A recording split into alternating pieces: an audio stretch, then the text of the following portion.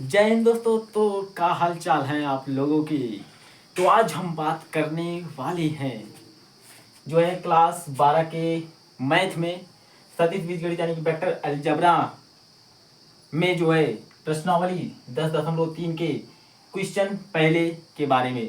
तो यह क्वेश्चन जो है एनसीईआरटी क्वेश्चन है।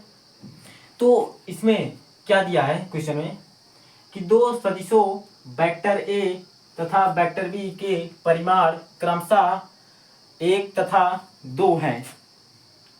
तो वेक्टर ए और वेक्टर बी के परिमाण हमको 1 व 2 दिए हुए हैं। तो तथा vector A dot vector B बराबर 1 दिया हुआ है। और फिर क्या दिया हुआ है कि तो इन सदिशों के बीच का कोण ज्ञात कीजिए। हमें जो है vector A dot vector B के बीच का कोण ज्ञात करना है। दोनों सदिशों के बीच का कोण ज्ञात करना है। तो कल आपने एक फार्मूला पढ़ा था। फार्मूला क्या पढ़ा था? फार्मूला यह पढ़ा था, तो हल में लिखेंगे। फार्मूला यह पढ़ा था कि vector A dot vector B बराबर आपका क्या होता है, ए बी कॉस थीटा। ये आपने पढ़ा था।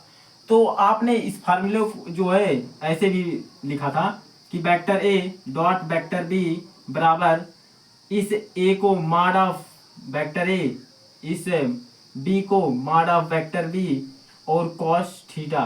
कहने का मतलब ए जो है ए वेक्टर ए का परिमाण है, बी जो है वेक्टर बी का परिमाण है। तो आपने इस तरह से जो है फार्मूले को पढ़ा था। तो इस चीज को हम इस तरह से लिख सकते हैं। तो अब देखिए यहां पर आपको दिया क्या है। अब दिया क्या है? दिया है आपको vector A dot vector B. यहां पर देखिए आपको दिया हुआ है।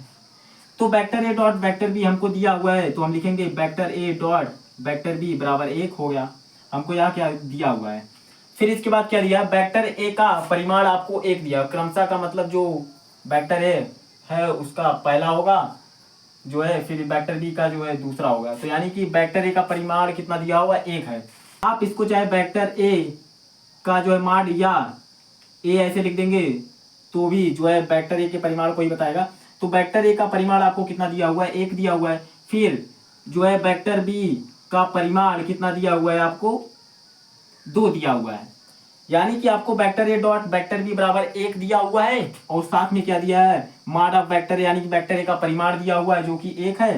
फिर मॉड ऑफ वेक्टर बी यानी कि वेक्टर बी का परिमाण यानी कि 2 दिया हुआ है। ये भी हो गया।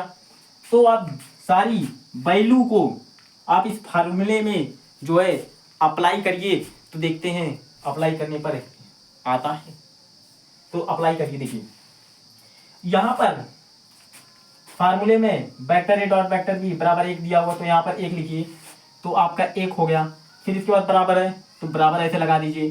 फिर यहाँ पर mod of vector A, mod of vector A या ए आपको कितना दिया हुआ है? 1 है, तो 1 लिखिए। फिर इसके बाद यहाँ पर देखिए कुछ नहीं है तो यहाँ पर गुणा है, यानी कि यहाँ पर क्या है? गुणा है। क्या है? गुणा है। तो यहाँ पर गुणे का निशान लगाइए।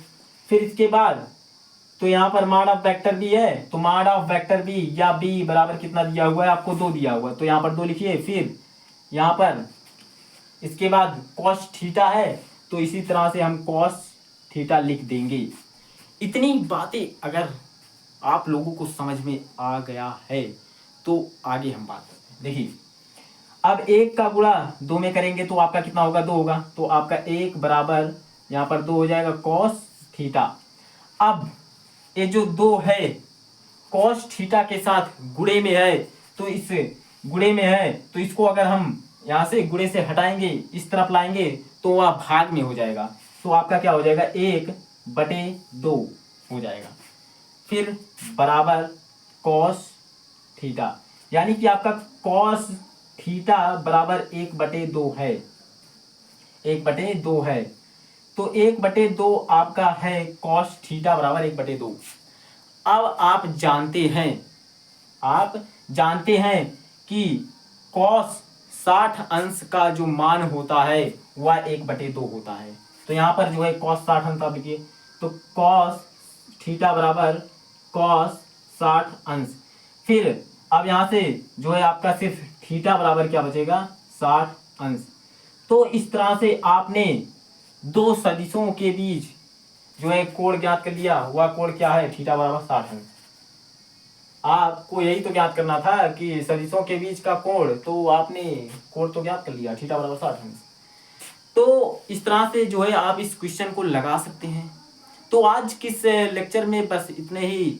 तो मिलते हैं इसके अगले लेक्चर में, जो कि काफ़ी कमाल का जो है सवाल होगा या और भी चीज़ें होंगी। तो आज किस लेक्चर में बस मिलते हैं इसके अगले लेक्चर में।